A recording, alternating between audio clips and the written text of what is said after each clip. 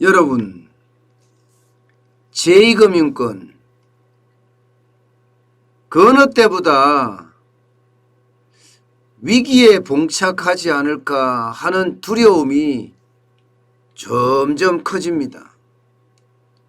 사실 기준금리를 0.25% 인상을 했습니다. 그런데도 주식시장은 거의 영향을 받지 않았고요. 아마 부동산 시장도 0.25% 가지고는 별로 영향을 받지 않을 거다, 그런 평가거든요.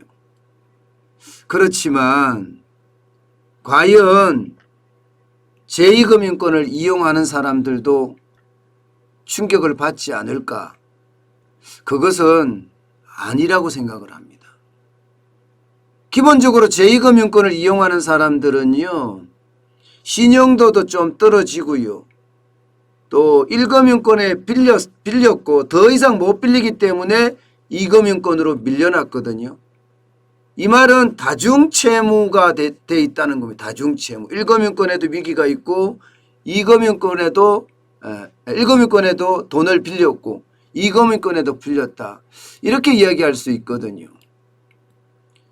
그만큼 금융 취약자 비중이 많다는 이야기고요. 여기에다가 이제 금리 인상을 하게 되면 과연 이들이 버틸 수 있을까? 아마 이런 생각을 많이 하게 됩니다. 그런데 규모가 만만치가 않아요. 535조 원입니다. 제2금융권에 빌린 돈이 전체가 말입니다. 그런데 전체 가계대출이 1785조잖아요. 죄송합니다. 1805조죠. 1805조. 1805조 중에 535조 아무것도 아니라고 이야기하지만 여기에서 줄 수 있는 그 충격은 저는 굉장히 크다고 생각해요. 게다가 말입니다, 이 금융권 아무래도 금융의 사각지대에 있습니다. 지금 당장 발등에 불이 떨어진 곳은 1금융권이에요. 시중은행만 하더라도 농협이라든가 신한, 국민, 우리, 하나, 이 5개 시중은행에 대한 어떤 대출이 워낙 많이 늘어나니까 이 금융권은 차순위로 물려나 있거든요. 차순위로. 그런데 여러분, 일반적으로 위기는요, 이렇게 관리의 사각지대, 다시 말해서 차순위로 밀려난 곳에서 뻥뻥 터졌습니다. 여러분들 알다시피 2003년에 카드 대란, 이거 카드에서 대란이 터질 거라고는 누구도 생각하지 못했습니다. 그런데 카드사 간의 다중채무자들이 제대로 분류가 안 됐기 때문에 터졌던 거거든요. 쉽게 말하면 카드사마다 카드를 다 만들어서 빚을 다 지고 있었던 거예요. 그런데 그 금액이 엄청나서 카드 사태가 터진 거란 말입니다. 게다가 2010년에 저축은행 사태도 좀 비슷하게 봐야 돼요. 저축은행도 여러 곳이 있는데 그 당시에 부동산 프로젝트 파이낸싱, 이게 굉장히 컸습니다. 저축은행마다 부동산에 대한 프로젝트로 돈을 빌려준 거예요. 그 규모가 상당했기 때문에 사실은 저축은행 사태도 2010년에 터졌거든요. 저는 지금의 긴축의 시대, 금리를 인상하는 시대에 바로 이 제2금융권이 탈이 날 가능성도 점점 높아지고 있다, 이렇게 저는 분석을 하고 있습니다. 그만큼 말입니다, 금액이 적지 않은 금액에다가 이 대출자들의 어떤 내용도 그렇게 좋지를 못해요. 게다가 늘어나는 속도가 굉장히 빠릅니다. 자, 2020년 2월에 볼까요? 2분기에 2020년 2분기에 보면요, 496조 4150억 원입니다. 그런데 지금은요, 지금은 2분기에는 지금 535조 4,765억 원입니다. 지금 눈으로 어림짐작을 해도 40조가량 늘어났죠. 40조. 제2금융권에서 40조가량 늘어났다는 것은 1년 만에 굉장히 많이 늘었어요. 게다가 더 심각한 것은요. 1분기하고 2분기, 올해 1분기하고 2분기 늘어난 거 보세요. 1분기에 522조 5,231억 원이었거든요. 4,800억 원이 늘어난 데 비해서, 죄송합니다. 4.8%가 늘어난 데 비해서 2분기는 7.9%로 확 늘어났습니다. 7.9%로. 이 말은 대출이 늘어나는 속도도 지금 빠르다는 거잖아요. 늘어나는 속도도. 그 중에서 가장 지금 심각하게 느끼는 것은요. 다중채무자입니다. 다중채무자라는 것은 세계 금융권에서 돈을 다 빌렸다는 뜻이에요. 세계 금융권에서. 예를 들어서 1금융권에 빌리고 2금융권에 빌리고 카드론까지 썼다. 이러면 이제 다중채무자가 됩니다. 다중이니까 여러 곳에서 돈을 많이 빌린 사람을 말합니다. 그런데 여러분 보세요. 2금융권 전체적으로 상황이 좋지는 않아요. 전 금융권의 다중채무자 비율이 31.8%라고 이야기하면요. 저축은행은 73.2%나 되고요. 여신 전문 금융사, 여기는 뭐 카드사 이런 데죠. 이런 데는 56.6%입니다. 보험사도 43% 적지 않습니다. 다행히 상호 금융은요. 29.4%로 굉장히 잘 관리를 하고 있습니다. 그렇지만 저축은행이나 카드사나 보험사는 지금 만만치 않다는 이야기가 되는 거죠. 여기가 터질 가능성이 있다는 겁니다. 특히 저축은행 사태는 2010년에도 프로젝트 파이낸싱, 부동산에 대한 어떤 프로젝트에 자금 대출을 해주면서 사태를 겪었었는데 이번에도 만만치 않다는 이야기가 조금씩 나오고 있어요. 다중채무자 비율이 워낙 높기 때문입니다. 높기 때문에. 게다가 이들의 신용도의 수준도 굉장히 떨어집니다. 이들의 신용도의 수준도. 여러분 이거 한번 보세요. 고신용자가 27.2%밖에 안 됩니다. 나머지는 중신용자고요. 중신용자가 56.9%나 되고요. 저신용자도 심지어 15.8%가 있습니다. 그러면 실제 고신용자 외에 나머지가 지금 거의 뭐 얼마예요? 72.7%인가요? 72.7%. 72.8%? 72.7%죠. 그러니까 저신용자나 중신용자가 굉장히 많다고 이야기하는 겁니다. 결국은 지금 늘어나는 속도가 굉장히 빨라지고 있다 이런 얘기예요. 게다가 말입니다. 여러분 지금 제일 심각하게 제가 보는 것 중에 하나는요. 바로 이 부분이에요. 연령대별로 늘어나는 걸 보면 카드론에 대한 것만 하나를 제가 뽑았는데요. 늘어나는 속도가 30대 미만이 18.5%라는 사실. 게다가 60대 이상이 16.6%가 늘어났다는 사실. 굉장히 빠른 속도로 늘어나잖아요. 빠른 속도로. 지금 60대 이상은 5조 1290억 원이죠. 여기는 16.6%가 늘어나요. 30대 미만은 30대 이하는 1조 1410억 원입니다. 이게 10대 30대 미만 그리고 60대 이상은 쉽게 말하면 지불 능력이 좀 떨어져요.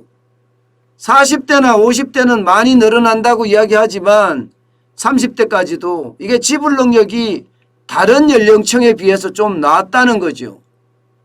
그래서 걱정 안 해도 여기는 돈 벌어서 갚을 수 있겠구나 이렇게 생각할 수 있지만 30대나 60대 이상은 30대 미만이나 60대 이상은 굉장히 어려워질 수도 있다는 겁니다. 저는 이게 터지면 굉장히 큰 충격으로 올 수도 있다고 생각을 합니다. 게다가 말입니다, 여러분. 이게 DSR이라고 해서 총부채 원리금 상환 비율이잖아요. 예. 보통 40% 유지해라 하는 게 지금 1금융권이에요. 40%라는 건요. 내가 버는 소득 중에 원금과 이자를 40% 수준으로 갚아라. 40% 수준이 넘으면 그만큼 대출을 안 해주겠다는 거예요. 내가 1,000만 원을 벌면요. 원금과 이자를 갚는데 400만 원까지만 써라 이거예요. 500만 원을 쓰게 되면 안 된다 이겁니다. 500만 원을 쓰게 되면 그럼 대출을 안 해준다 이거예요. 그런데 문제는요. 저축은행은 이 규모가 큽니다. 60%까지가 가능해요. 저축은행은요. 자, 이렇게 됐을 때 1금융권에 40%로 빌리고 2금융권에 60%로 빌렸다면 이게 부채 어떤 비중은 굉장히 크다고 이야기할 수가 있죠. 굉장히 크다고 이야기할 수가 있습니다. 1금융권은 그나마 40%로 제한해서 빌렸기 때문에 적게 빌렸지만 2금융권은 60%로 늘려놨기 때문에 빌린 액수가 더 많아질 수 있다는 것. 예. 여기에 가장 충격을 줄 수 있는 것은요. 바로 금리가 1금융권보다는 굉장히 비싸다는 사실입니다. 1금융권은 많이 비싸야 4% 넘어가는 일이 잘 없지만 저축은행 대출금리, 카드론 대출금리는 적게는요. 평균이 지금 13.53%입니다. 평균이 13.53%니까 많은 데는 20%, 지금 최고금리가 법정 최고금리가 20%죠. 20% 올라가는 사람들도 있다는 이야기예요. 20%가 올라가는 사람들도. 그러면 이게 감당이 되겠어요? 0.25%가 올랐을 때 금리가 여러분 0.25%만 오르는 게 아니에요. 더 많이 오릅니다. 더 많이. 예를 들어서 2017년 기준으로 볼까요? 2017년 기준에요. 1.25%가 1.5%까지 0.25% 올랐습니다. 2017년 11월에 말입니다. 이때는요. 신용대출 금리가 4.15%까지 올라갔습니다. 11월에는 4.3%. 그러니까 그렇게 많이 안 올라갔죠. 12월엔 4.38%예요. 예. 사실 금리 인상 전으로 보면 0.23%포인트 올라간 게 끝이거든요. 그런데 저축은행은 상황이 다릅니다. 2017년 10월 올리기 전입니다. 이때만 해도 20.86%였거든요. 20.86%. 그리고 올리는 그 달에는 21.93%였던 것이 3개월이 딱 되니까 21.96%까지 올라갔습니다. 심지어 같은 기간에 실제로 따져보면 1.1%가 올라갔어요. 1금융권은 0.23%포인트 올라가는데 그쳤는데 2금융권은 1.1%포인트가 올라갔단 말입니다. 이것은 여러분 결국 금리가 그만큼 많이 올라간다는 이야기잖아요. 더 큰 문제는 여러분 지금 이게 한 번으로 끝나지 않는다는 거예요. 예, 사람들에 따라서 다 다르기는 해요. 그러나 세종대 김대종 교수는요. 김대종 교수예요. 예, 여기는 1.5%까지도 올린다 이런 예측을 지금 내놓고 있거든요. 적어도 11월 달에 한 번 더 올리고요. 내년에 2번 더 올린다는 이야기예요. 저는 내년 상반기도 아니죠. 대통령 선거 전이니까 내년 1월까지 한 번 더 올려서 3번을 올리지 않겠느냐 이런 우려도 저는 하고 있는 상태거든요. 그러면 저축은행의 대출금리 이거 버텨낼 수 있을까요?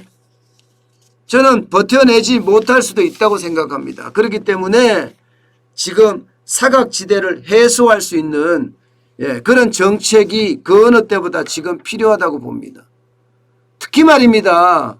저축은행이나 제2금융권에 돈을 빌린 사람들은 참 많은 사람들이 어려운 사람들입니다.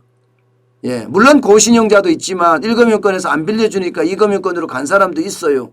그렇지만 많은 사람들이 거의 저축은행 같은 경우는 73%나 된다고 그러죠. 다중채무자가. 진짜 많은 사람들 70%에 넘는 사람들이 지금 대출금리 이자 폭탄을 맞게 생겼습니다. 그 이자 폭탄은요 원래 생각했던 것보다가 훨씬 클 수도 있습니다. 그래서 저는 위험하게 보고 있고요. 여기가 자칫 잘못하면 경제 위기의 진앙지, 금융 위기의 진앙지가 되지 않을까 그 두려움마저 있습니다. 생각했던 것보다가 훨씬 많기 때문이에요. 그래서 그 위기가 결국은요 제2금융권에서 먼저 터지는 것 아니냐, 저는 이런 생각을 하거든요. 물론 제2금융권에 돈을 못 갚는 사람이 누구예요? 돈을 빌린 차주거든요. 차주들은 이게 장사가 잘 되든지 소득이 많든지 이래야 되거든요. 그런데 자영업자나 소상공인 영세기업의 경우에 사실 지금 돈을 잘 벌지 못합니다. 소득이 떨어졌습니다. 그러면 대출의 상환 능력도 그만큼 떨어진다는 이야기예요. 그래서 제가 늘 말씀드리다시피 3금융권이 먼저 올 가능성이 크다. 카드론이나 이쪽이 먼저 크고 그 다음에 2금융권으로 가고 2금융권에서 1금융권으로 덮칠 가능성도 있다. 이런 얘기를 제가 늘 하고 있는 겁니다. 금융대란이라는 게 바로 자영업자의 대란부터 시작되지 않을까 하는 그런 예측까지 해봅니다. 그만큼 자영업자들이 지금 최악이라는 거예요.